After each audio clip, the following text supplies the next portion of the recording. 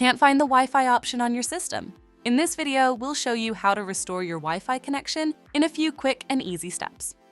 Start by checking if your system has a physical Wi-Fi switch. Some laptops include a switch on the side of the device. If your system has one, make sure it is turned on. Next, ensure that your Wi-Fi adapter is enabled. Right-click the Windows Start button and open Device Manager. Expand Network Adapters, then right-click your Wi-Fi adapter and select Enable Device if it is disabled. If the issue continues, restart the WLAN service. Press the Windows key +R to open the Run dialog box. Type services.msc and press Enter.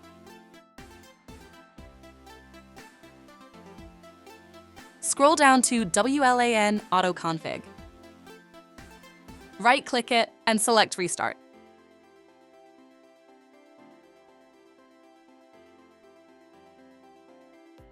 If your Wi-Fi still isn't working properly, contact us via social media so we can assist you.